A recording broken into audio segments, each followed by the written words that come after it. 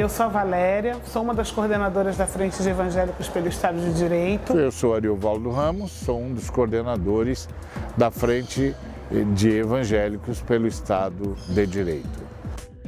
A Frente de Evangélicos é um movimento que nasce em 2015 para 2016, protestando contra o impeachment por reconhecer nele um golpe de Estado. A grande inovação desse movimento é que ele parte de um grupo de evangélicos, ele parte de crentes em Cristo que não gostaram de ver a sua fé sendo usada nem pela bancada evangélica, nem pelo presidente da casa, o Eduardo Cunha, na época, sendo instrumentos e instrumentalizadores daquele golpe. É um movimento voluntário, organizado em cerca de 20 estados brasileiros. Nós nos representamos a nós mesmos, os evangélicos que fazem parte deste movimento. E por que a gente manteve o nome evangélico e fez questão do nome evangélico?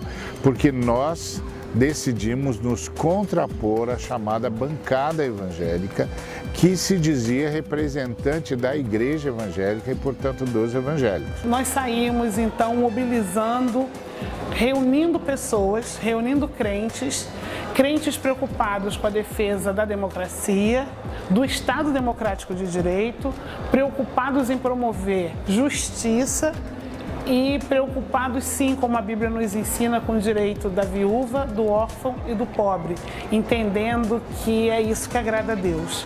Então, nossa reação e nosso protesto evolui de um protesto para uma luta pelo direito humano.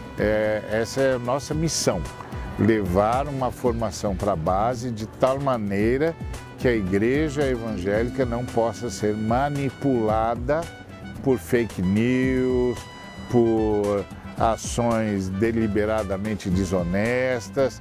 Temas que trabalhamos são a Bíblia e o direito à terra, a Bíblia e o direito à moradia, a Bíblia e a situação da mulher, a Bíblia e a questão da infância. A gente sabe que a Bíblia de fato tem todas as respostas. Como crentes que somos, acreditamos sim que a Bíblia carrega respostas que são importantes, tanto para a nossa vida pessoal quanto para essa vida coletiva. Estaremos prontos para dar razão a todos que nos perguntarem sobre por que cremos e por que lutamos por um Estado de direito, por um Estado de democracia, por um Estado de liberdade. Que sejamos aqui irmãos em Cristo, uns segurando os outros, trabalhando na promoção da democracia, do direito e da justiça.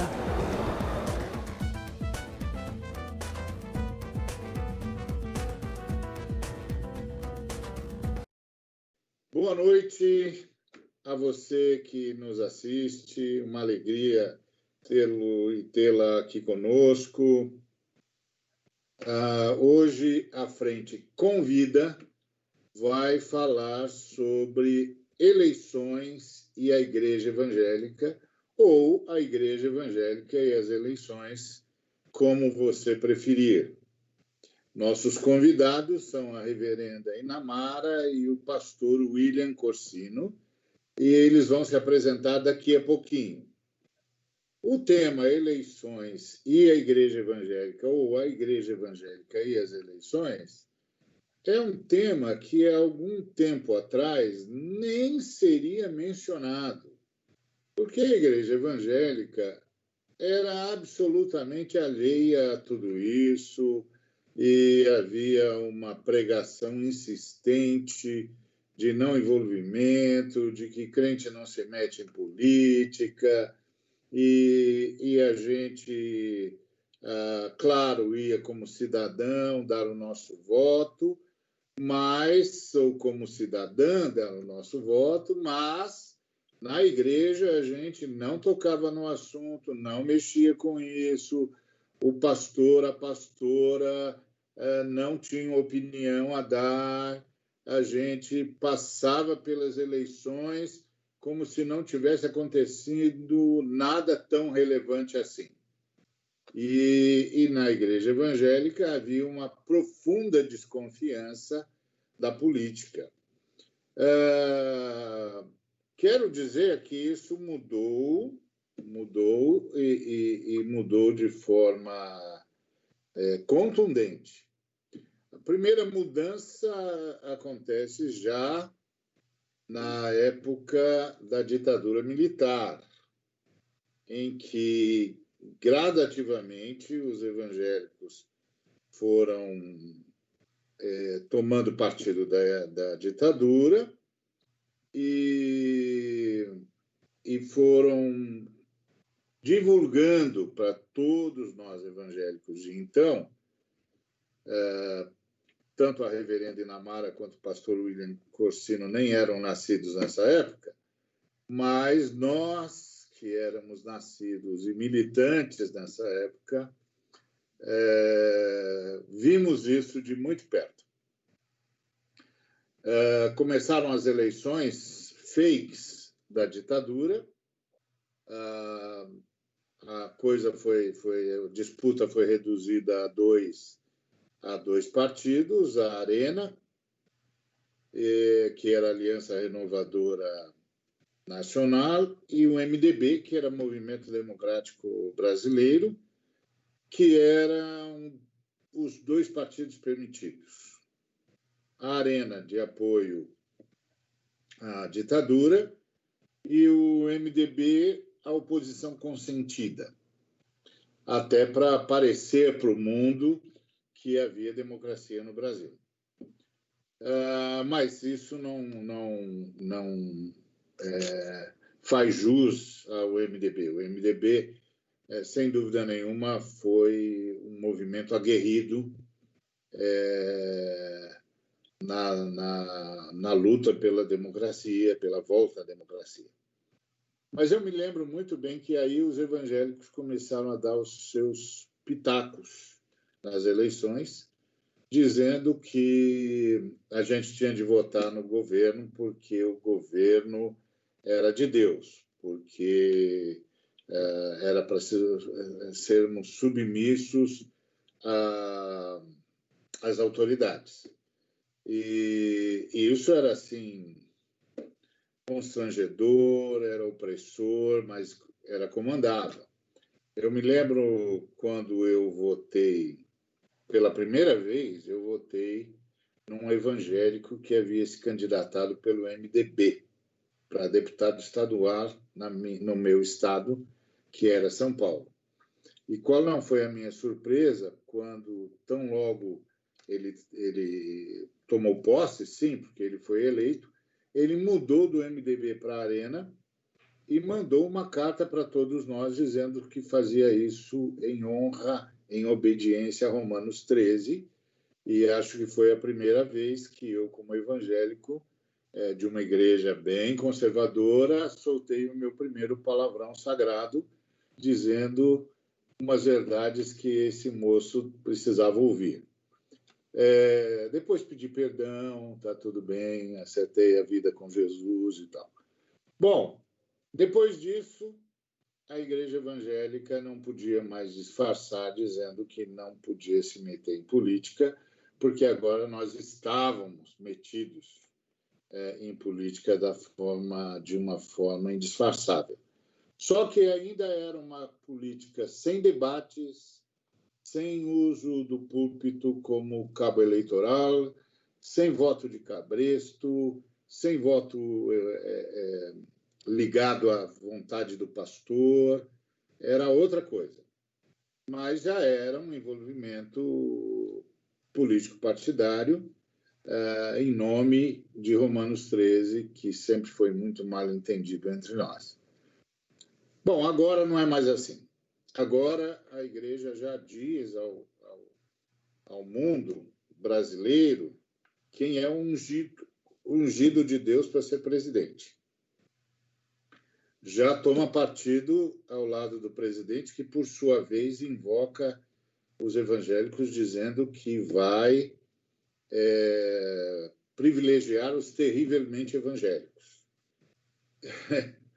Essa é uma relação que angustia. E é sobre isso que nós vamos conversar.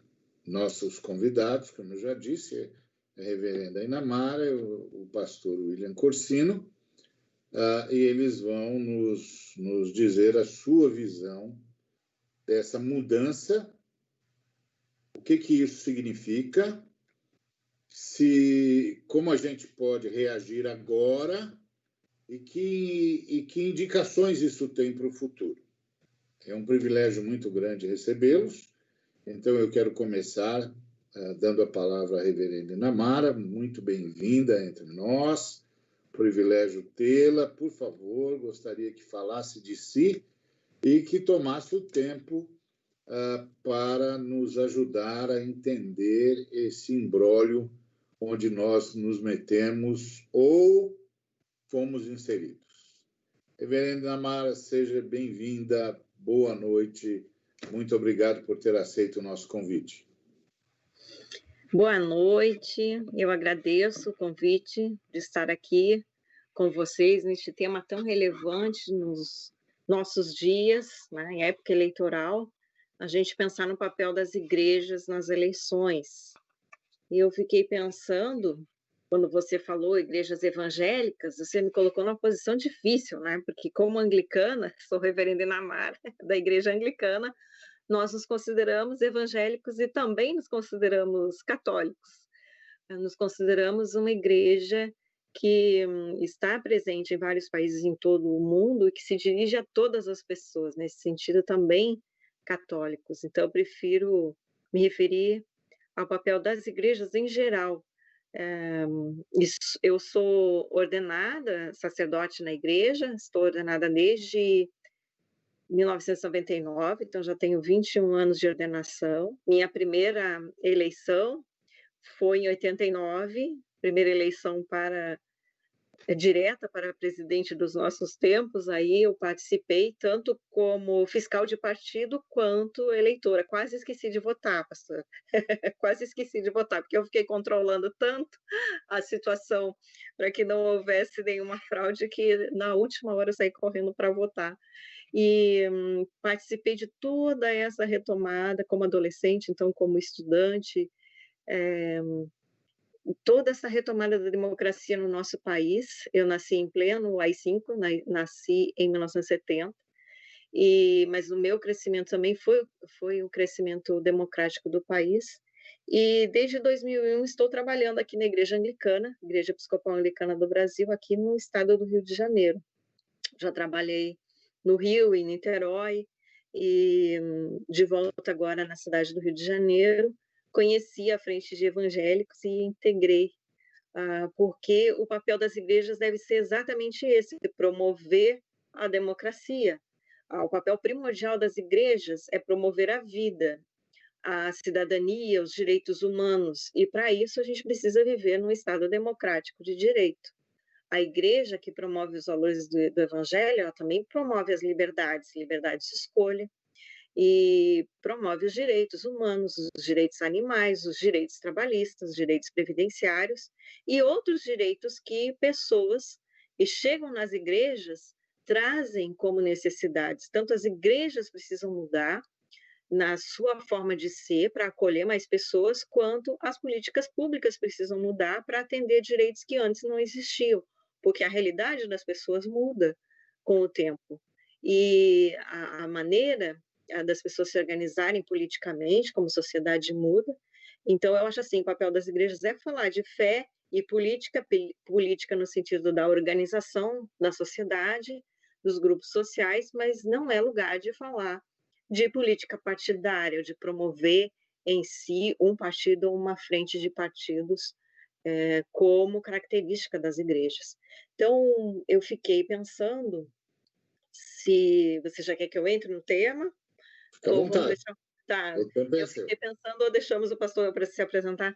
Eu fiquei pensando no papel das igrejas como promoção de direitos e de liberdades, porque ter pensamentos opostos é uma coisa desejável em sociedade, ter pensamentos diferentes, né? E pensamentos diferentes opostos na política sempre existiram. A diferença de ideias é comum num Estado democrático de direito, as propostas de candidatos e candidatas serem diferenciados é interessante para que as pessoas possam refletir, conhecer melhor o que cada candidato ou candidata propõe, conhecer as saídas que eles propõem para os impasses humanitários que vivemos em cada localidade, ou para a nossa nação, o Brasil, para a melhor organização da sociedade. Então, a divergência, a diferença de ideias é uma coisa boa porque oportuniza a reflexão e diálogo. Então, por isso existem partidos. Os partidos apresentam propostas e visões parciais, por isso são partidos, eles não são o todo, né? Um partido, ele apresenta uma proposta e a pessoa procura se conhecer e ter como referência aquilo que vai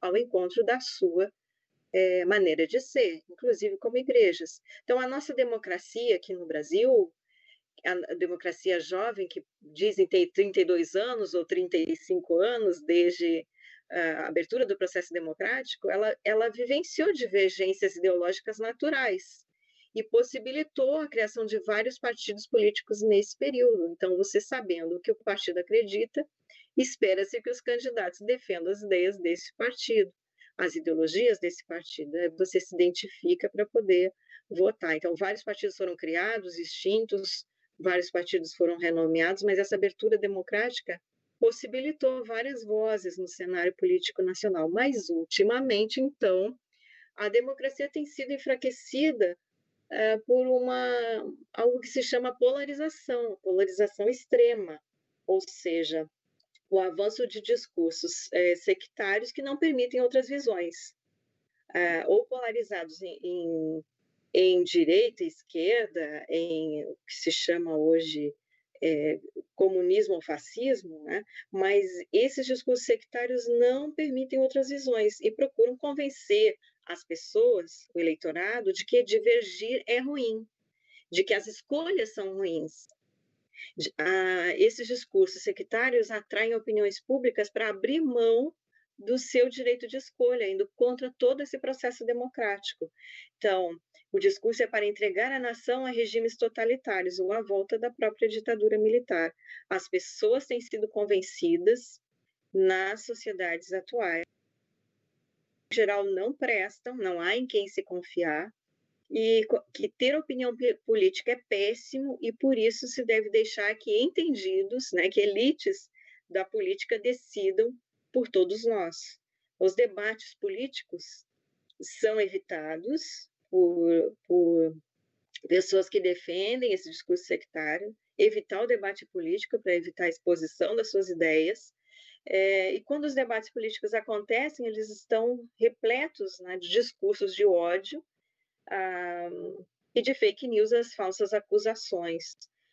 Não há mais, no cenário atual da nossa sociedade brasileira, em especial, um compromisso com a verdade, mas eu vou dizer que é um cenário mundial também. Não há mais um compromisso com a verdade, a nossa sociedade está corroída pela incapacidade de lidar com o diferente também. Então, eu queria comentar sobre 2014, as eleições de 2014, especialmente o segundo turno, em que alguns jornalistas, eu me lembro muito, aterrorizavam o povo no segundo turno, dizendo que o Brasil estava dividido em dois. O Brasil estava dividido entre dois projetos, dois candidatos, a reeleição de uma candidata e um outro que estava proposto, que o Brasil estava dividido. Mas, na época, vendo essas declarações, até de má fé, eu não via nada de errado no fato de dois partidos ou duas frentes de partidos com coligações disputarem uma eleição democrática natural, que votemos num ou no outro e que aquele que conseguisse a maioria fosse eleito, então, presidente ou presidenta. Mas essa ideia da polarização do Brasil dividido, essa ideia era fomentada para que um partido sectário achasse uma saída caso perdesse a eleição. Já era corroendo a democracia. E aconteceu isso logo após a eleição, no segundo turno de 2014, já aconteceu. O candidato que perdeu começou a articular o início de um processo de impeachment da presidenta eleita. Então, não há nada democrático em negar o resultado de uma eleição. Isso aconteceu em 2014 com Aécio Neves e acontece agora em 2020 com Trump. A gente está vendo nas redes sociais, nos jornais, a gente está vendo que ele não aceita o próprio processo no qual ele se dispõe a participar, porque se não for favorável a ele, a eleição é inválida. Então, por outro lado, a gente pode observar que quando um candidato não é de partido sectário, de discursos de ódio, a gente pode observar que quando Haddad foi vencido no número de votos no segundo turno da eleição de 2018, ele aceitou o resultado, porque o seu partido não é sectário, né? Então ele aceitou o resultado das eleições e seguiu com a sua vida política. Nós precisamos voltar a ter o direito de discordar e de votar e de apoiar aquele que foi eleito. Claro que há oposição, mas não há uma forma de anular qualquer eleição que não seja do nosso agrado. Né? Isso acontece na sociedade, também tem acontecido em algumas igrejas que têm processos de eleição. Então, as nossas sociedades, em geral, estão tomadas na última década por ativistas antidemocráticos. Isso acontece em todo o mundo. Aqui entram os influenciadores de opinião, por exemplo. Antigamente, quem determinava a opinião pública, influenciava a opinião pública, eram as mídias televisivas, ou a imprensa escrita, os jornalistas, mas foi havendo uma mudança para uma mobilização de influenciadores digitais, e aí entram os pastores, e aí entra a igreja evangélica, o que eu chamo de neo-igrejas, igrejas evangélicas neopentecostais, que entram em cena com cultos televisivos em massa, com grandes shows da fé, com marchas para Jesus, marcha da família, com a negação de direitos, apenas entregando a nação a Deus. Então, esses pastores de neo-igrejas, pastoras, sem falar em bispos e bispas também, eles se põem numa posição de extrema autoridade, decidindo sobre a maioria dos seus fiéis em questões de política. Eles dominam as mídias digitais e alcançam públicos em massa, um fenômeno que antigamente as igrejas evangélicas não tinham como realizar, e que agora, através das mídias, conseguem falar e serem ouvidos e obedecidos por um grande público, sem um relacionamento pessoal. Então, o que deveria, na época de eleição, ser um discernimento, uma escolha pessoal, se torna um voto de cabresto de todo o rebanho de fiéis. O pastor é que decide o candidato, aquele que é ungido por Deus, os pastores clamam por votos personalistas, sem promover o debate e a reflexão. Então, exigem que toda uma congregação vote e ainda faça campanha, né? Não somente o fiel, mas a sua família seja engajada, faça campanha para determinados candidatos ou candidatas como um mandato divino. E aí nós temos que ter atenção a esse fenômeno, porque dizer que alguém foi escolhido por Deus para governar uma cidade, governar um estado, governar uma nação, é uma distorção do dom de Deus. Esses que falam isso são falsos profetas, falsos pregadores, falsos pastores, proclamam um falso evangelho. E as igrejas sérias e comprometidas precisam denunciar isso cada vez mais. Nós temos adormecido na nossa denúncia dos falsos pastores. As igrejas precisam motivar os fiéis, sim, a votarem. Aí começa a falar do que seria o nosso papel. As igrejas podem motivar os fiéis a votarem, a exercerem a sua cidadania de forma consciente, mas as igrejas não podem indicar candidatos a serem votados nas eleições. Elas podem chamar os candidatos que existem para debates, ou elas podem chamar as pessoas das congregações para um debate de temas políticos, como fazem algumas comunidades que eu conheço, algumas comunidades anglicanas, evangélicas, católicas. Para citar, ultimamente, eu tenho acompanhado a paróquia Santuário das Almas, paróquia católica, em Niterói, que organiza debates entre vários candidatos a vereador, não todos, claro, né? Organiza um debate entre vários candidatos a vereador em todas as eleições. E também esta paróquia chama todos os candidatos a prefeito, a prefeitura, para o debate. Alguns comparecem, outros não, mas todos têm chance de falar sem uma limitação, uma indicação do que do que os fiéis da comunidade devem votar, mas para um pleno debate. Então, esses diálogos plurais são o papel da igreja. Falar na pluralidade, nas diferenças de opiniões, diferenças de projetos. Então, diálogos plurais como o que nós estamos promovendo hoje, eles devem continuar acontecendo, seria o papel das igrejas. As pessoas cristãs são chamadas para a liberdade, devem ser libertas pelos pastores e não escravizadas. E aí eu gostaria de me referir agora ao que a Igreja Anglicana tem feito. A Igreja Anglicana, da qual faço parte, escreveu desde junho deste ano, junho de 2020, uma carta pastoral. Foi redigida pelos bispos e bispas da Igreja e enviada a todos os clérigos, a todas as congregações, clérigos e clérigas. Então, a Igreja Anglicana orientou que qualquer pessoa, clériga, que é a pessoa ordenada, ou leiga, que é aquela que frequenta a igreja, mas não recebeu as ordens, qualquer pessoa da igreja anglicana pode se candidatar, porque as pessoas têm liberdade. Ela se candidata como uma atitude cidadã para o bem comum de toda a sociedade brasileira e dentro do princípio do Estado laico e democrático. Entretanto, todas as pessoas que se candidataram deveriam comunicar aos bispos e bispas, né? Comunicaram aos seus bispos e bispas e se afastaram dos seus cargos eclesiásticos, dos seus cargos da igreja, desde a sua inscrição e homologação no tribunal eleitoral até o fim do pleito, para não haver confusão. Então, há liberdade, mas também com essa liberdade há uma responsabilidade. Tanto a pessoa pastora, né, reverenda, como a gente chama reverendo, quanto um funcionário de uma igreja deveria se afastar do cargo para poder concorrer. Neste ano, no caso, para vereador, vereadora, prefeito ou prefeita. E temos algumas pessoas candidatas, que nós sabemos que são. Então, a IAB, a Igreja Anglicana, como instituição, não deseja possuir nenhum representante em qualquer instância governamental. Não deseja nenhum representante em qualquer instância partidária, representante da igreja. Não há um compromisso partidário da igreja, nem com o voto em qualquer dessa pessoa que venha se candidatar. Mas incentiva que as pessoas possam se candidatar para o bem comum, para o bem de toda a sociedade, não para promover a própria igreja. Então, as candidaturas são de livre divulgação também, em nível pessoal e não institucional. O que quer dizer isso, pastor? Quer dizer que as igrejas, os templos, os murais, que agora as igrejas estão em cultos virtuais também, né? As redes sociais, as celebrações, os púlpitos não devem divulgar oficialmente as candidaturas, mas é permitido nas redes sociais pessoais.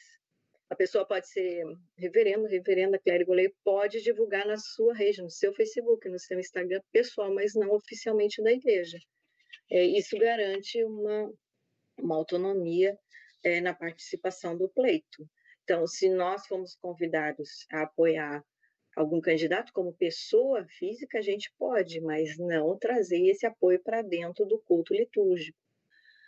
Então, mas pensando no todo agora, não somente nos candidatos, pensando em todas as pessoas cristãs, todas as pessoas cristãs, segundo essa carta pastoral, devem participar, fortalecer, aprofundar a democracia.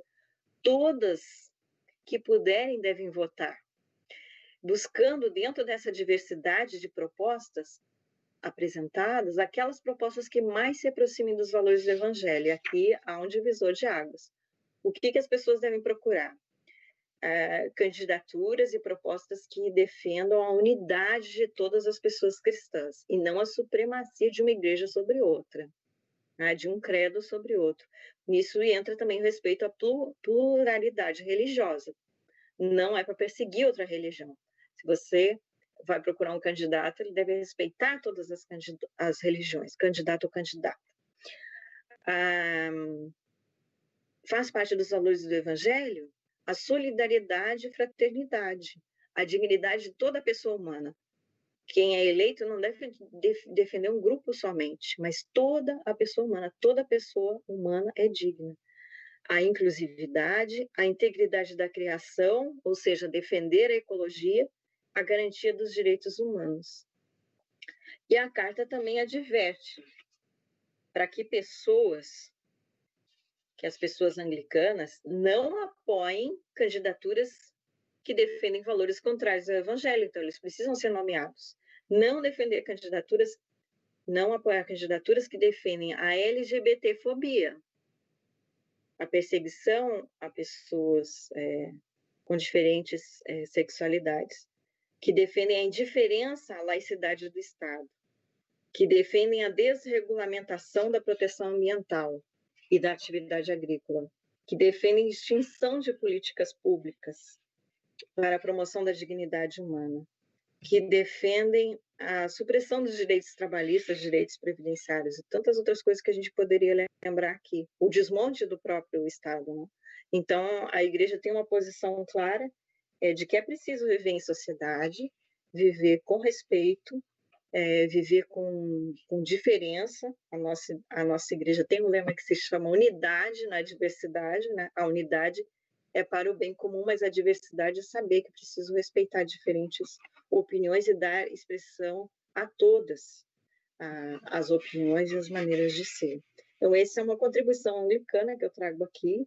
É claro que é bastante difícil, que pode acontecer alguma confusão no caminho, e as questões precisam ser encaminhadas às autoridades, também eclesiásticas, mas nós temos várias pessoas anglicanas concorrendo desta vez de forma pacífica, de forma tranquila, e que ninguém é obrigado a seguir o voto de cabresto. Então, o que eu poderia dizer hoje é que vamos participar do processo eleitoral, mesmo que estejamos em nossas casas, mas temos as redes sociais para nos manifestar, para nos reunir, para debater, para encaminhar aquilo que recebemos para os amigos, mas vamos deixar, né, os púlpitos para a boa política, a política da vida humana, da sobrevivência humana, e não para a política partidária. É isso que eu poderia dizer agora. Muito bem, muito obrigado por sua contribuição, muito rica, diga-se de passagem, e espero que os nossos irmãos e irmãs que nos assistem possam, de fato, desfrutar e compreender a profundidade do que foi exposto aí em termos da compreensão da liberdade do cidadão, da cidadã que tem uma confissão de fé. Agora eu quero convidar o pastor William Corsino, também nosso convidado. Obrigado, pastor, por ter nos atendido, por estar aqui entre nós. Gostaríamos que você se apresentasse e expusesse também a sua visão desse tema, e depois, então, vamos conversar um pouco a partir de algumas questões que podem ser levantadas sobre esse tema entre nós. Pastor William, muito obrigado por ter aceito o nosso convite. Seja muito bem-vindo ao programa À Frente com Vida. A palavra é sua. Obrigado, Ari. Obrigado a todos e todas aí da frente. É um privilégio estar com vocês nessa noite, conversando, debatendo sobre um tema muito relevante para os nossos dias. Sou pastor pentecostal, meu nome é William Corsino, sou professor, sou formado em teologia, uma especialização em moderna educação, e há mais de 10 anos atuo coordenando e lecionando em seminário. Hoje também estou atuando no conselho gestor da agência missionária AIME, e integro também o movimento Missão na Íntegra, juntamente com o próprio Ari, e estamos juntos também no programa Daqui para Frente, e você também é o nosso convidado para estar conosco lá na rede TVT. Bom, um tema relevante, como dissemos, e quando olhamos o papel da igreja, olhando para a igreja em si, eu vejo a igreja como esse ambiente de maturidade, ou que deve ser levado à maturidade. Eu lembro de uma frase do Brian McLaren, que ele disse que a igreja existe para equipar e mobilizar homens e mulheres para a missão de Deus no mundo. E nós temos a compreensão que missão não é somente o envio ou uma pessoa, um cristão falando de Cristo num lugar distante, mas missão está envolta em tudo aquilo que Deus está fazendo, ou a sinalização da vontade de Deus nesse mundo, ou mais precisamente a sinalização do reino de Deus, da vontade de Deus nesse mundo. Então nós, enquanto cristãos, enquanto igreja, nós nos entendemos como promotores ou como sinalizadores da vontade de Deus, do reino de Deus, aqui nesse ambiente, na nossa sociedade, no ambiente terreno. Então, a igreja, nós entendemos como esse ambiente em que a liderança, pastores e líderes, eles deveriam ter a obrigação de orientar os nossos irmãos, orientar as ovelhas, orientar os fiéis sobre como votar com ética e com discernimento. Semelhantemente, como fizeram os apóstolos em Atos dos Apóstolos, ao darem algumas diretrizes de como a igreja deveria votar, entre aspas, votar para quem seria os diáconos. Da mesma forma, a liderança atual deve orientar a igreja qual deveria ser as diretrizes, quais seriam as diretrizes para votar nos nossos diáconos, porque o texto sagrado de Romanos 13 vai falar que aqueles que estão hoje no poder, aqueles que vão estar tanto no executivo quanto no legislativo, eles estão lá como diáconos, estão lá como servo, para servir.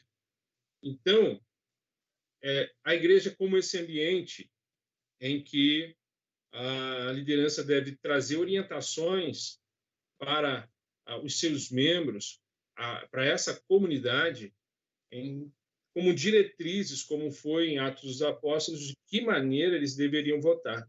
Trazer diretrizes, trazer orientações para que a igreja tenha maturidade, ou aqueles que estão ali naquela comunidade tenham maturidade para poder escolher aqueles que serão os seus representantes e aqueles que vão executar a nossa Constituição.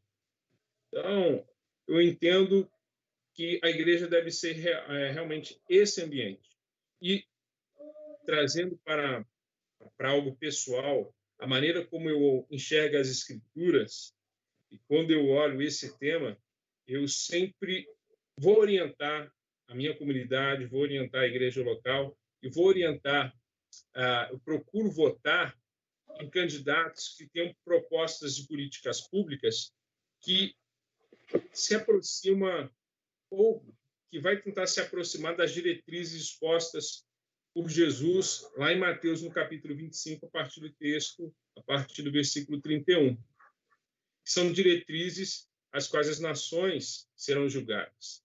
E Jesus vai falar nesse texto, por exemplo, que tive fome. Que ele quer dizer, o que quer dizer com tive fome? É uma política pública que privilegia os mais pobres, que se compromete com a erradicação da fome. Então, a orientação tem que ser nesse pé. Quais os candidatos que defendem uma política pública de erradicação da fome? Quais são os candidatos que defendem uma política pública baseado no tive sede, ou seja, uma política pública de saneamento básico, de cuidado responsáveis com os recursos hídricos, e que leve água potável a toda a população? Quem são os candidatos que vão ter essa política, que tem essa proposta? Proposta, por exemplo, para os estrangeiros. Como Jesus diz, eu fui estrangeiro. É uma política de assistência social que contempla imigrantes, refugiados e todos aqueles que estão em vulnerabilidade social. Jesus vai dizer, estive nu. Então, políticas que supram as necessidades de habitação, de educação, e de trabalho digno, não como estão colocando hoje, né, o trabalho quase como de volta ou similar à escravidão, mas trabalho com todos os direitos assegurados e para toda a população. Jesus vai dizer, olha, eu estive enfermo.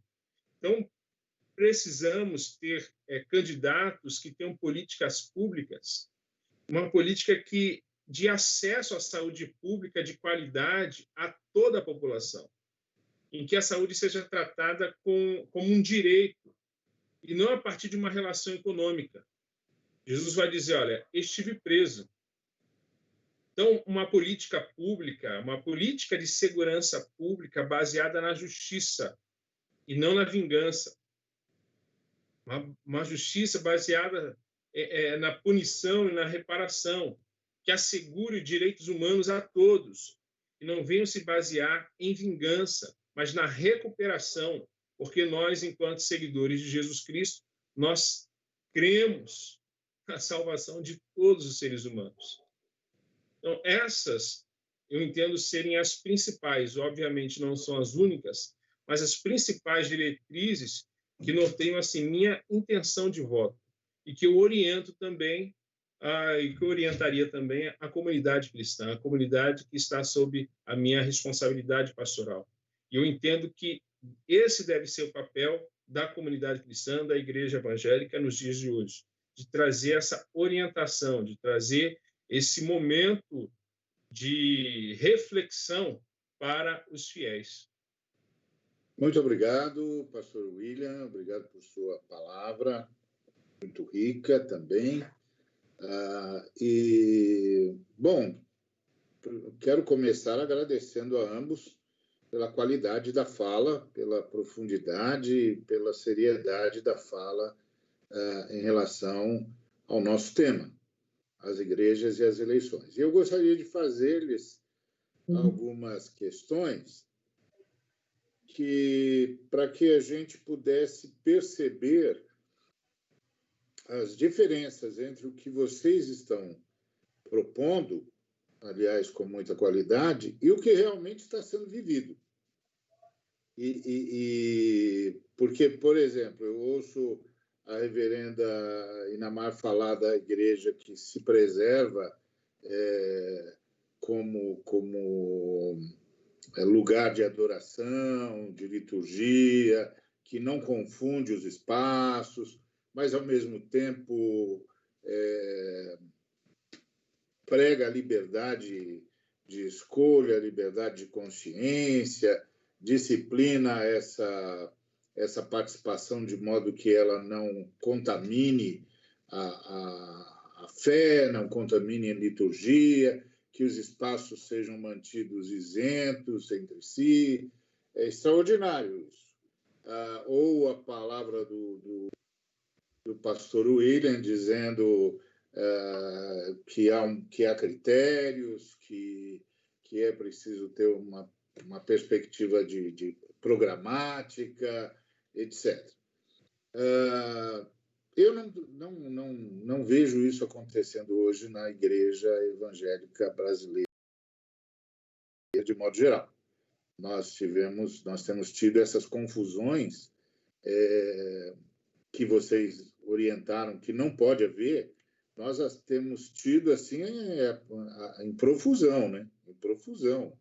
O pastor leva o candidato para o púlpito, por exemplo, pensando na fala da reverenda Inamar, de não confundir o momento litúrgico com sei lá o quê, um cabo eleitoral, um voto de cabresto, ou seja lá o que for, não confundir essas coisas. E também o fato de que muitos dos líderes que têm praticado essa confusão têm não só apoiado explicitamente a partir do púlpito, como não tem nenhum critério minimamente cristão. Assim, os sujeitos que estão sendo apoiados são totalmente anti as políticas públicas que o pastor William citou, que são passíveis de serem desenvolvidas a partir da fala de Jesus.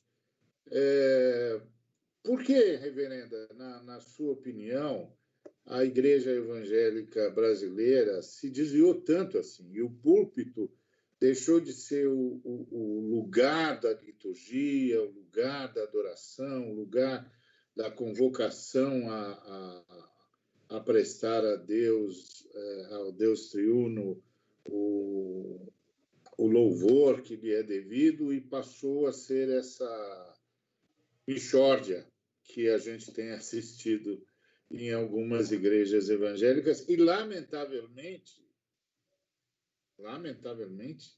em muitas igrejas evangélicas que a gente achava absolutamente inalcançáveis em termos de deturpação, que eram sérias, que eram reformadas, protestantes, etc. E qual não é a nossa surpresa ao ver que algumas delas se transformaram mesmo em palanques eleitorais, transformaram seus púlpitos em palanques eleitorais e os pastores se transformaram em cabos eleitorais. Na sua opinião, reverendo, o que aconteceu? Conta para a gente aí, na sua visão, o que aconteceu?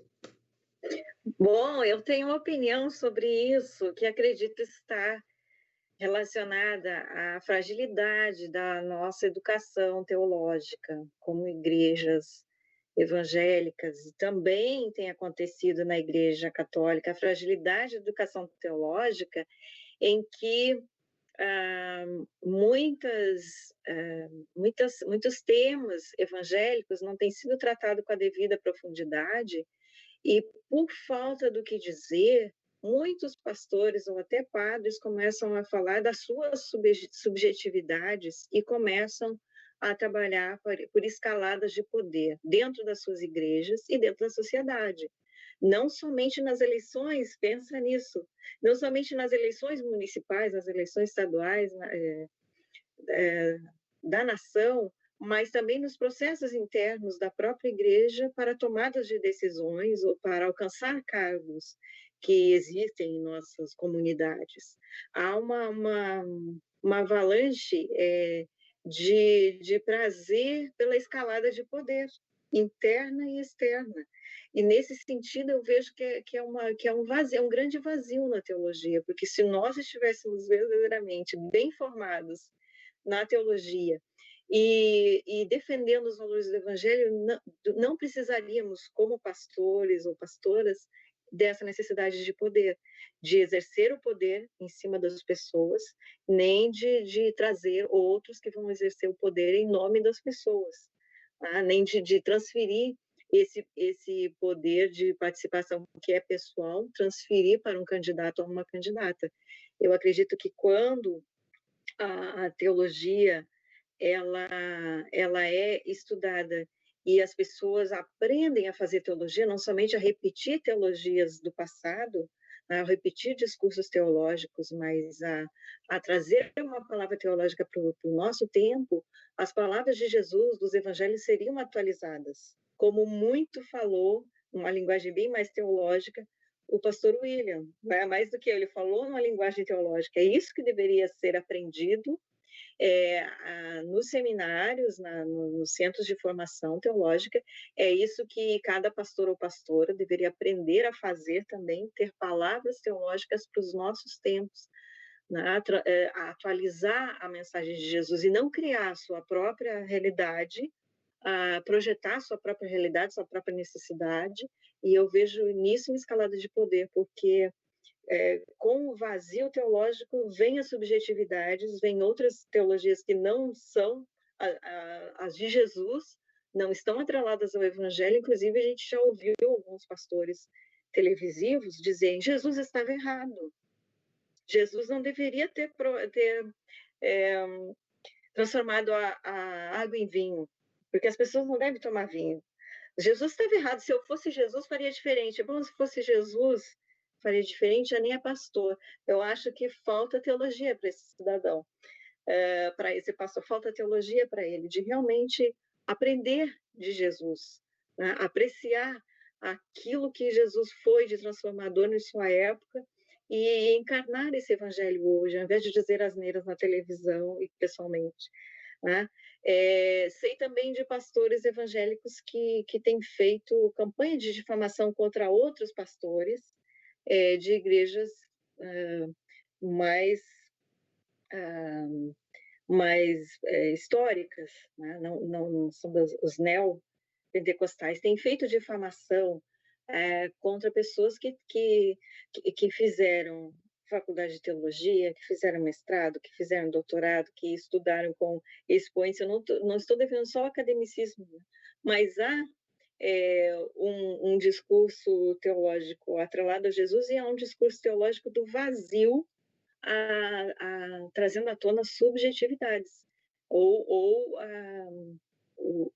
que faz emergir esse discurso de ódio, né? Porque o outro não tem razão, porque até Jesus estava errado, né? Tem pastor que tenta se colocar no lugar de Deus, por falta de teologia, porque na teologia há diálogo, a gente conversa com Deus, a gente briga com Deus também, mas a gente não se coloca jamais no lugar dele, a gente procura aprender e ensinar o povo nesse mesmo trajeto. Então, quando um pastor toma o gosto pelo poder, ele vai querer também tomar o poder secular, o poder da governança da cidade, do estado, do país. Ele também vai querer estender esse braço, se não for ele a estar nessa cadeira, ele vai apoiar alguém, né, que traga benefícios para ele ou para a sua comunidade que esteja lá na cadeira de vereador, de prefeito, de governador, de presidente, que vai facilitar a sua vida. Então, eu acho que é tudo uma distorção do próprio evangelho e do ministério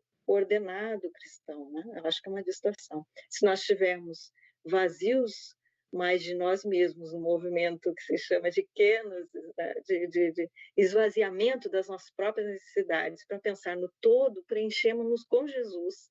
Então, eu acho que precisamos ser pessoas entusiasmadas, cheias, plenas de Deus e dispostos a alcançar coisas boas para nós e para todo o ser vivo, né? E não somente para nós. Então, a teologia não pode priorizar aí o templo em si, para que ele seja rico e ornado a ouro, o carro do pastor, a mansão do pastor, a conta bancária do pastor. A teologia deve glorificar a Deus, né? Enquanto a gente se afasta disso, vem todas essas distorções. Acho que foi isso que aconteceu. Alguns pastores tomando o lugar de Deus. Sem dúvida nenhuma, a gente vê isso mesmo. Há pastor que, se pudesse, exigiria adoração. É verdade, é lamentável. Pastor William, esse voto ético, essa ética no voto, praticamente desapareceu, porque muitos pastores viraram cabos eleitorais e começaram a exigir voto nos seus candidatos e, em nenhum momento, deram a impressão de que estivessem preocupados com a questão programática.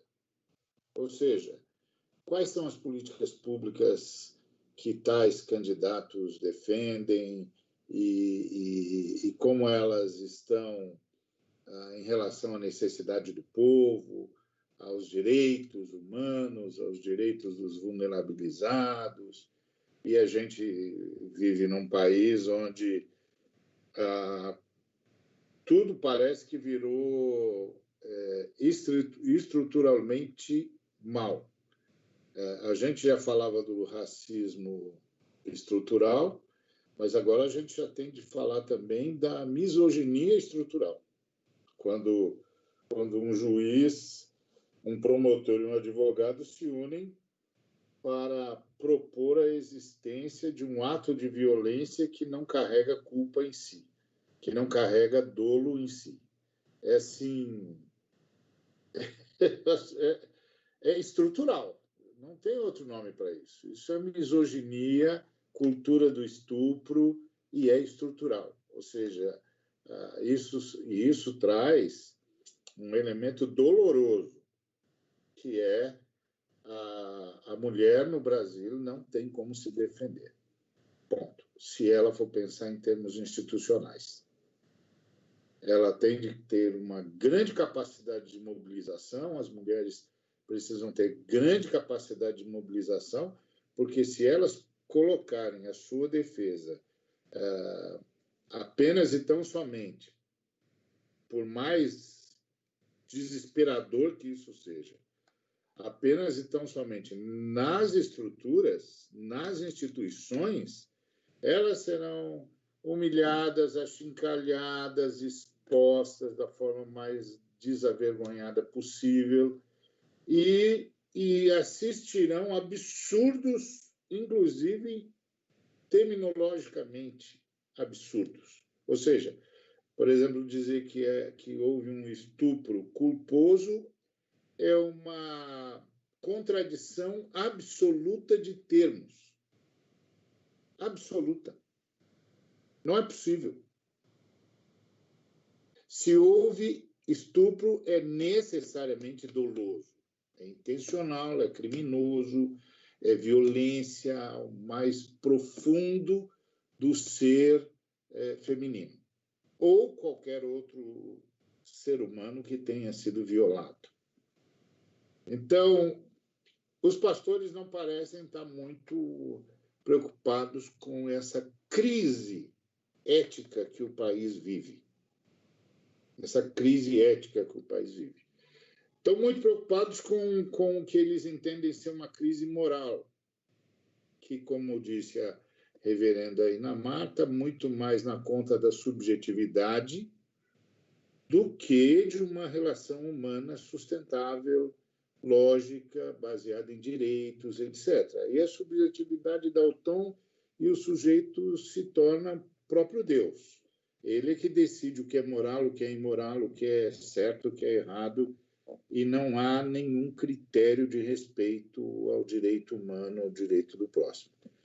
Pastor William, agora nós vamos ter votações. Mais uma vez, eleições. Eleições importantíssimas, vamos eleger o prefeito e os vereadores, portanto, o executivo e o legislativo de cada município brasileiro. O que o senhor diria diante desse quadro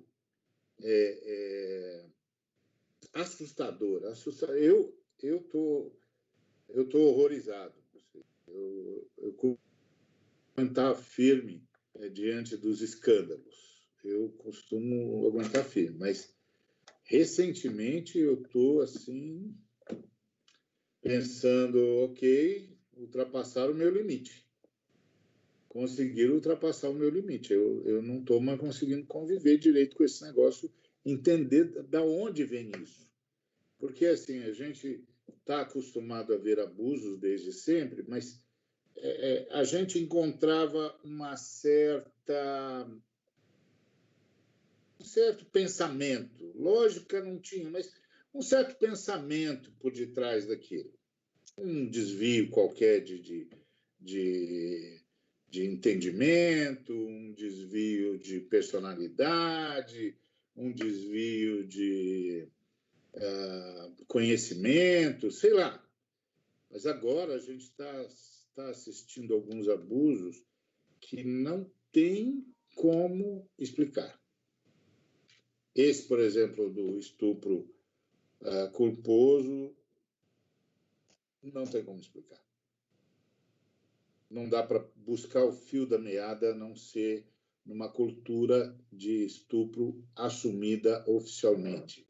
Aí é a barbárie. Vamos reconhecer? Aí é a barbárie. Agora não estamos mais discutindo em termos civilizatórios, agora é a barbárie. E as eleições vêm aí, e a questão ética no Brasil está densamente prejudicada, foi trocada por um moralismo oco e absolutamente fóbico em todos os níveis, e nós vamos votar. E aí, o que o pastor diz para a gente? O pastor falou da ética do voto e o voto ético, e também da importância de uma noção programática. Pastor, a palavra é sua. Ari, quando nós vemos tudo isso que você abordou, é revelador para a gente, é revelador quando nós, enquanto sociedade, enquanto nação, colocamos na presidência da República uma pessoa que vira para uma mulher e diz que eu só não te estupro porque você não merece. Então, aquilo que está nos estarrecendo hoje é algo que estava simplesmente escondido nos porões dos corações humanos. Mas creio que o próprio Deus permite a exposição para que realmente venha à tona que aquilo ao que essa menina sofreu, que estamos falando, mostrando que a nossa sociedade, ela não apenas aceita, mas, segundo a fala tanto do presidente quanto naquele vídeo, parece-me que a sociedade diz que ela merece. Ela merece ser estuprada por estar... Existe em algum momento, uma pessoa merece ser violentada, uma mulher merece ser violentada. Não apenas é aceitável, mas a sociedade, boa parte da nossa sociedade, acha que ela merece. E isso é estarrecedor. É estarrecedor, é sintomático, e a eleição que nós tivemos há 2 anos atrás, eu creio que foi revelador. Não apenas, e o pior, não apenas em nosso país, mas em outros países também. Isso tem sido revelador. Isso assusta e assusta muito. E aproveitando essa fala, ia dar até uma angústia quando a gente pensa em tudo isso aí, dá uma angústia, bate uma angústia no nosso coração, quando a gente olha para a nossa sociedade, percebe tudo isso que está acontecendo, como isso pode acontecer, como pode ser aceitável, como isso é duro falar isso e sentir isso, não sei qual adjetivo utilizar aqui para tentar demonstrar o sentimento que vem. Mas nós, enquanto igreja, deveríamos ser a igreja, ou seja, aqueles que foram levantados para combater o inferno, aqueles que foram levantados para desfazer as obras do diabo como o corpo de Cristo. Deveríamos ser igreja, sermos opositores disso que está acontecendo, sermos promotores de questões antagônicas ao que está aí exposto. Nós, enquanto igreja, deveríamos ser isso, esse ambiente, mas, infelizmente, parece que o sal está sendo pisado já. O sentimento que me atém, a percepção que eu tenho, parece que o sal já está sendo pisado, não está servindo mais para nada. E é o que nós temos que... O que eu digo para Deus é misericórdia, nos dá uma outra alternativa, nos dá mais uma chance. Nos dá outra chance, enquanto igreja nessa nação, para que venhamos realmente ser o que deveríamos ser. É uma angústia que há no nosso coração, pelo menos falo pessoalmente sobre isso. Espero que essas eleições, nós, pelo menos em alguns, se não todos, se não for possível a todos, pelo menos em alguns, que nós venhamos pedir perdão. E que esse perdão venha a ser retratado, ou demonstrado, revelado no nosso voto. Em pessoas que venham estar comprometidas com valores que venham se aproximar ao máximo de Jesus de Nazaré, ou dos valores de Jesus de Nazaré. E não com questões que são totalmente antagônicas, opostas à visão da fé cristã. E nós, enquanto igreja, devemos realmente nos levantarmos e nos opormos ao inferno e termos a certeza de que as portas do inferno não vão prevalecer, que nós não venhamos ter medo e venhamos agir na nossa vocação profética de não apenas denunciar, mas realmente, mais uma vez digo, invadir o inferno. As portas do inferno não vão prevalecer. Esse ambiente, o inferno, digo, esse ambiente em que não há equidade, esse lugar onde a justiça, o sol da justiça não brilha. É esse ambiente que nós devemos atacar enquanto igreja. Então, nós, seguidores de Jesus de Nazaré, quando nos deparamos com situações ou com a sociedade, com lugares em que não há equidade, onde não há justiça, nós temos que ser os primeiros a nos opormos a isso. Então, quando nós nos deparamos com políticas públicas e candidatos que defendem políticas públicas que vão manter as trevas, ou manter as pessoas vivendo no inferno, manter as pessoas vivendo no inferno de vida, nós devemos, na nossa vocação profética, denunciar e nos opor a essas pessoas. E ver pessoas que têm projetos de políticas públicas que vão trazer equidade, que vão trazer a justiça social, justiça para essas pessoas, justiça para a nossa sociedade. Um ambiente que venha retratar a trindade e não Mamon, que as pessoas venham ser tratadas a partir da sua dignidade de filhos e filhas de Deus e não por possuírem algo humano que é o dinheiro. Então, são coisas desse tipo que me angustiam e que eu gostaria muito que a igreja e aqueles que se dizem seguidores de Jesus de Nazaré tivessem realmente em mente e se arrependesse do que fizeram, dos seus pensamentos, das suas ações e da sua teologia. Porque, sim, o que nos acometeu, acho que duas coisas, já vou concluindo aqui, duas coisas principais, eu creio que norteou o que nós vivemos hoje. É a falta de discipulado. A falta de discipulado. E 2, a forte influência da doutrina oriunda dos Estados Unidos, chamada teologia do domínio, que afirma que os crentes devem dominar o mundo antes do retorno de Cristo. Por isso é utilizada aquela teonomia, Deus acima de tudo. Deus acima de tudo. Só que o Deus revelado pela Trindade é Jesus de Nazaré. E Jesus de Nazaré foi apresentado a nós como Emanuel. Não é o Deus que está acima, é o Deus que está conosco, no mesmo ambiente, no mesmo espaço, na horizontalidade. E ele mesmo disse que ele não está aqui para ser servido, mas para servir.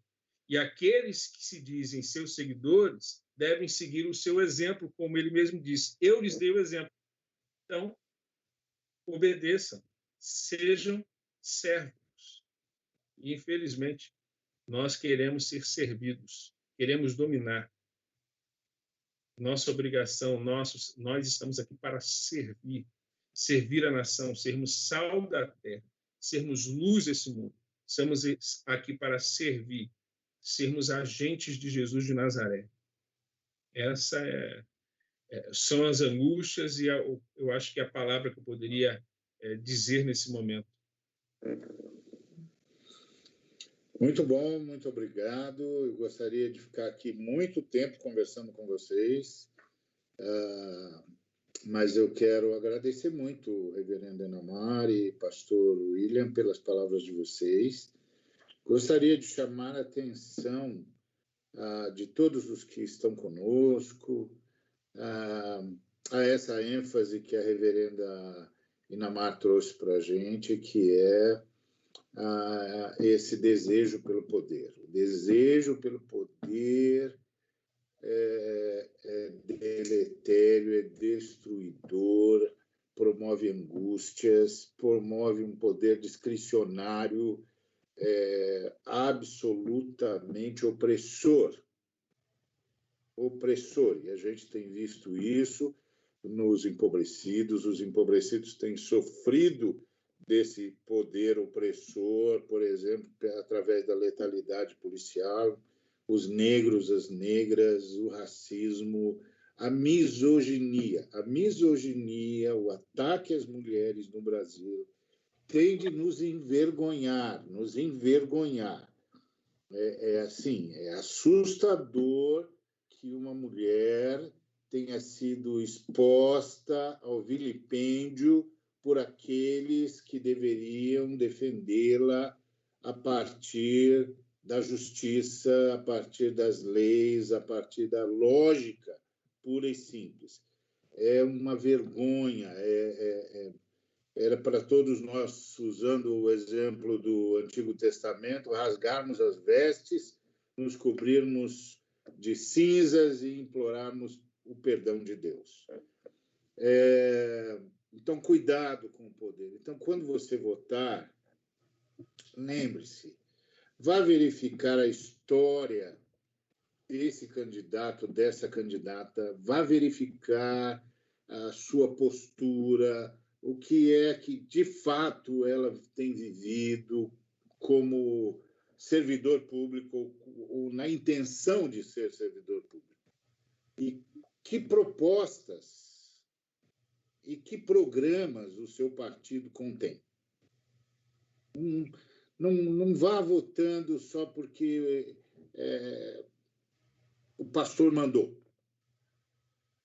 O pastor, em relação às eleições, é um cidadão, a pastora, em relação aos cidadãos, às eleições, é uma cidadã e um cidadão comum. Ponto.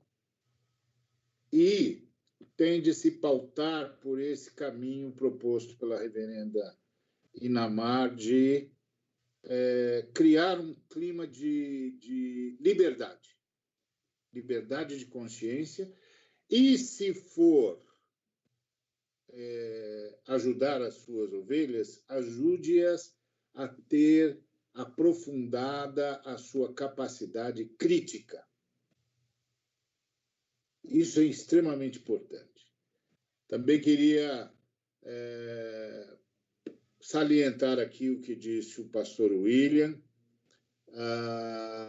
Tem de ter proposta, tem de ter programa, tem de ter proposta de políticas públicas que promovam a justiça, a igualdade, a equidade.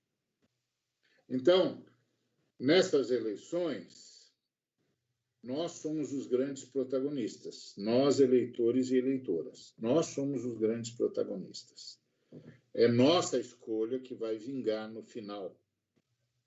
Que escolhamos bem, com essa perspectiva de serviço à população de modo geral e essa busca por equidade, ou seja, principalmente pelo resgate dos vulnerabilizados para o exercício pleno da cidadania e para o desfrute dos direitos humanos, aos quais todos nós fazemos jus, e que os vulneráveis, as vulneráveis, estão sendo absolutamente esquecidos em relação ao direito do cidadão e da cidadã.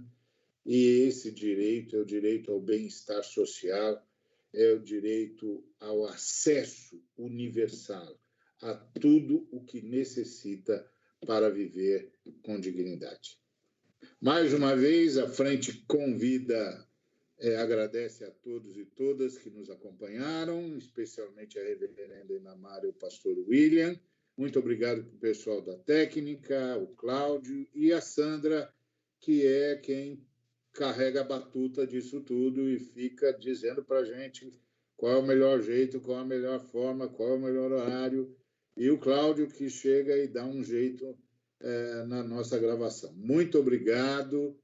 Deus abençoe a todas e todos e que nestas eleições nosso voto seja plenamente consciente e seja o voto parecido com tudo o que Jesus de Nazaré nos ensinou e demonstrou, como disse o pastor e a reverenda.